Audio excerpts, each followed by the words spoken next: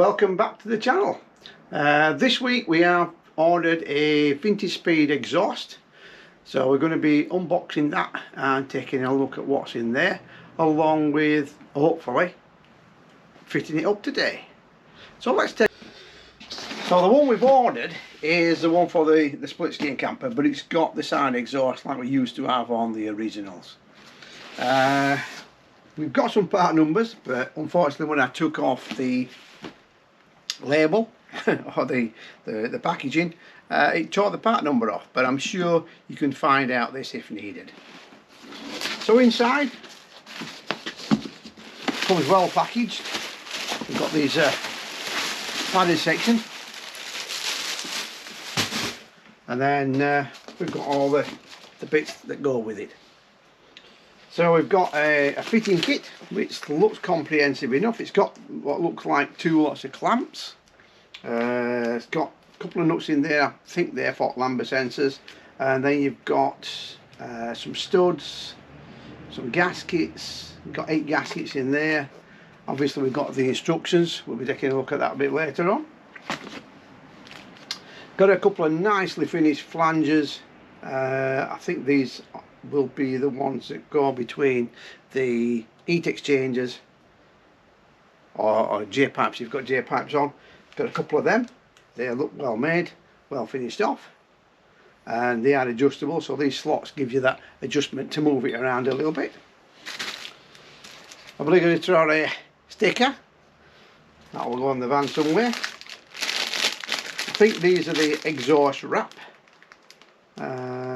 Again, it gives you the QR code this time, so you can get the QR code on, link it up to the video, and then of course once you've done that it'll tell you how to fit the exhaust. I got a couple of manifold pipes. I believe that these go from the top part of the engine down towards the silencer itself. That silencer looks quite well made. It's a little bit heavier than I expected. You can see it's quite a long unit. Welding looks to be good anyway. You've got your TIG welded sections in there. There was some mention about whether you can hear something loose inside. Can't hear anything.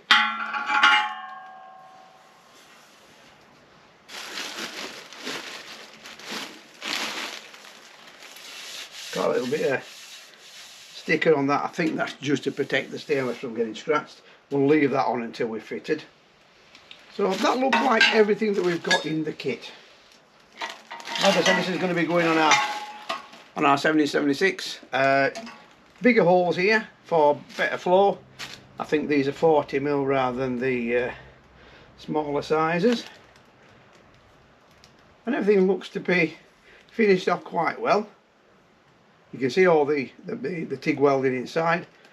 Doesn't look like it's been done as a shortcut or a bodge. So we'll take a look at that. Well, I'll put it up to the van and see how it fits. So we're moving. So what we've done now is loosely fitted up the pipework. Make sure everything fits. You can see the flange area there and here. I just made sure that they fit onto this and the top bit. So our next section is going to be trial fitting that onto the van without the gaskets, just to make sure it works and everything fits. So we may have a clearance issue with our bracket for the tow bar. Not sure on that one yet. But you get a set of basic instructions that tells you what you've got in the kit and how they should be fitted. If you're going to use the heat risers, then obviously you might have to make sure that you get these in the kit. We're not running heat risers, so we're not too bothered. Just going to start opening up the packaging there for the gaskets, so we can put those gaskets in and try and tighten things up. I've got the heat shielder and the clamps to put on. There's a QR code there. You can just about see it. That gives you the idea of how to put on the heat shield. I've used this heat shield before for other things, so I don't think I'll be needing that. So we're going to be wrapping the manifold pipes from the Vintage Speed with the exhaust wrap.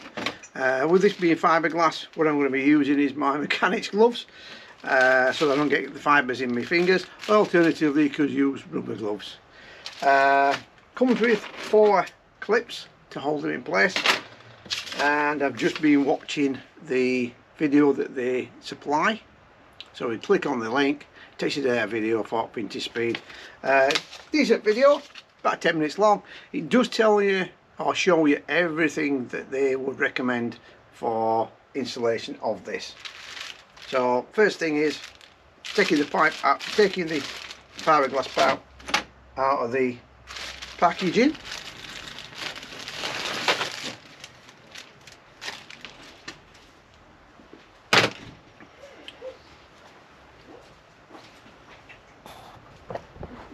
So we've got a fiberglass wrap. We need to make sure that we've got enough for that. I'm going to mark it as that, and also got enough for that. So we need to be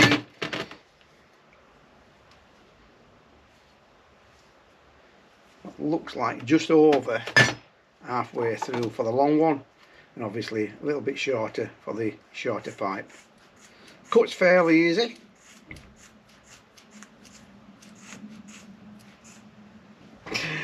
So we've cut the fiberglass just slightly different for the 2 different lengths. So we're going to open that up, and hopefully that will slide over the top.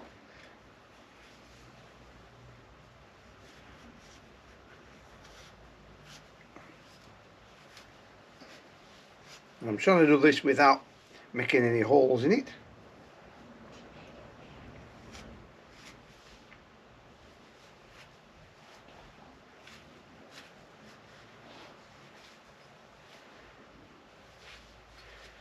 It's not going on as easy as I thought it would do.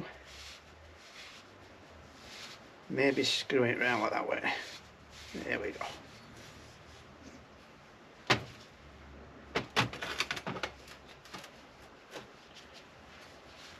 So we're trying to cover all that pipe, and obviously you've got your clamps that'll go on around that. Again, these clamps look like the stainless steel, so hopefully they won't rust.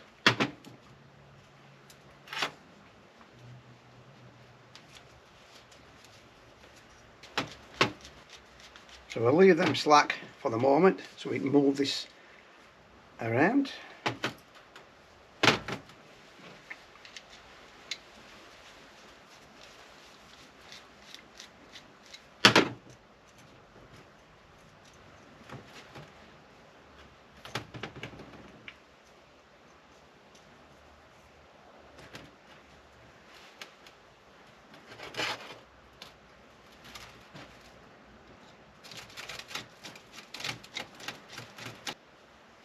So I'm leaving it a little bit slack there, so that it's not going to be too tight around the pipe. I'm going to position that so it's at the 9 o'clock position.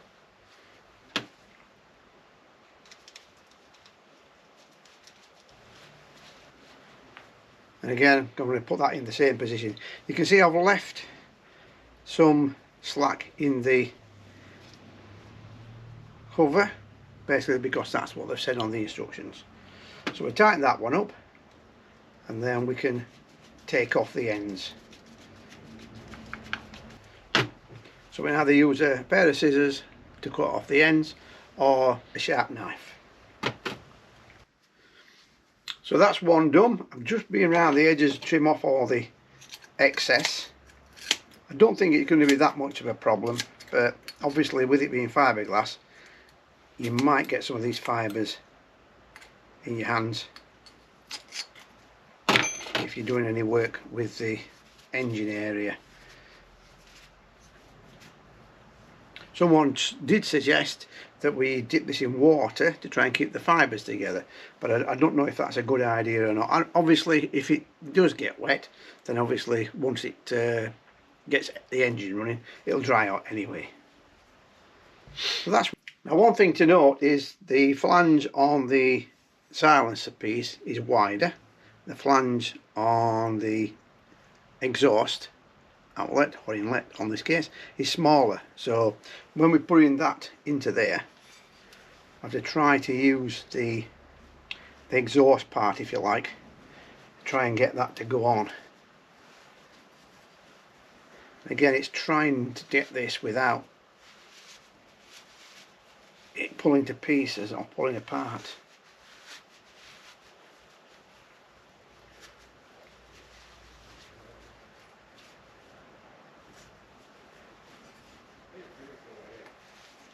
There we go. So I've positioned that at the bottom because I don't think it's going to be a problem in that position.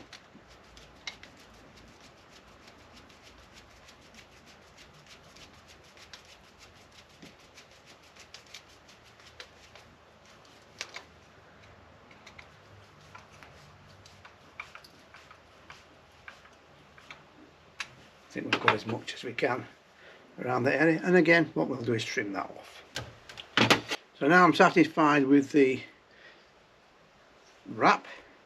Again, what we'll do is just trim off all the excess fiberglass pieces.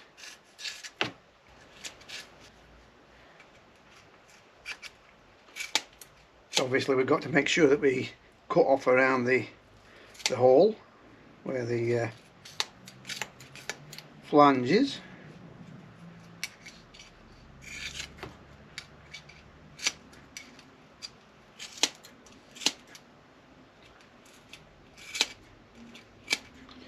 So we can get to the bolts, but we've now got that cleared off. So I'm quite happy with that, apart from the fibres on all my glove.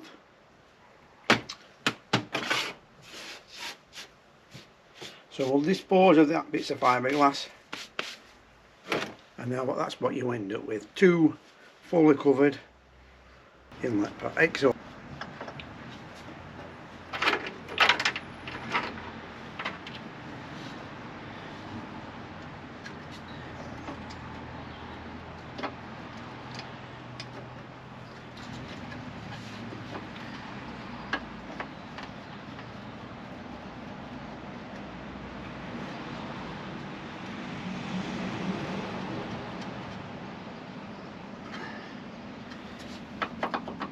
So we're leaving that so you've got some movement.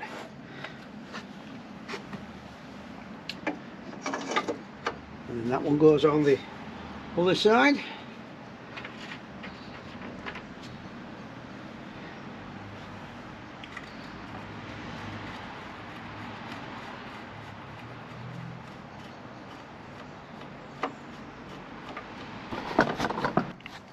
Now one thing worth noting at this point is the studs that go into the section of the exhaust, you get these to screw in. So what I've done is I've put the short bits through, I've left the long bits out. Now these are going to be fastening onto the heat exchanger pipes, and they're going to be fastening onto the header pipes.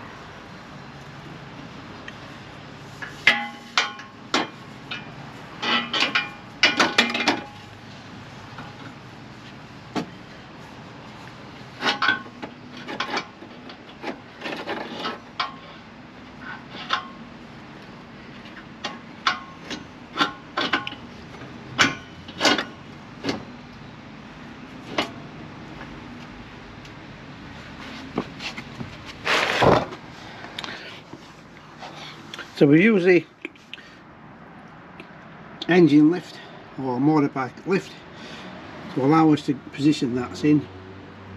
We've got us fittings through for our clamps, so they're in place. Like I say, everything's loose, so I'm just going to put in the gaskets and then we'll line everything up before we do a final tightening.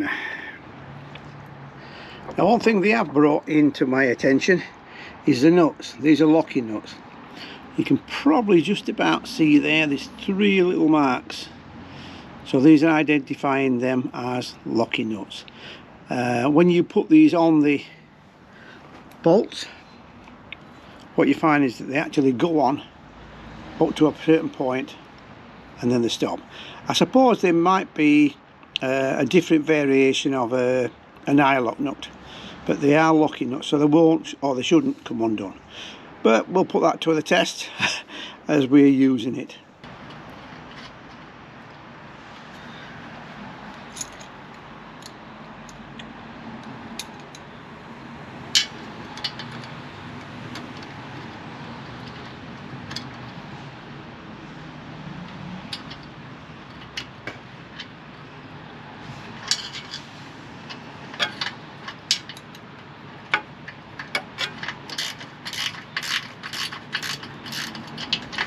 So that's all our nuts and bolts in place. So hopefully now it'll be just a case of going around everything, tightening them all up, remembering they're all 12s instead of 13s, and then making sure there's enough clearance for everything. So we finally got the exhaust completed. As you can see, you can't see much of it.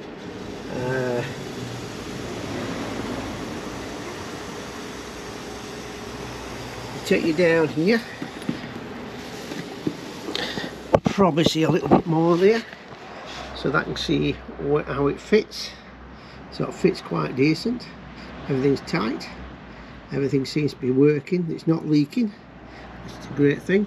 The only thing I've had to do, because I'm running a different tow bar setup, is I've had to clearance the back bumper of it. We've got some work to complete on that anyway, but I've had to clearance the back bumper a bit to get to everything to clear.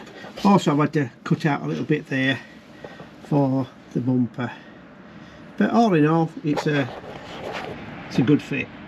So internally, the only thing you can see is the wrapping that we've got on both sides. Hopefully they'll do a decent job. If I take off the back valance, got clearance there for everything, just like you would have on a standard exhaust. The only thing left to do for us is the heater pipes need to be obviously extended, so we'll extend them down there, and then once we've done that, we'll have this warm air system back into the van. So all in all, a decent product.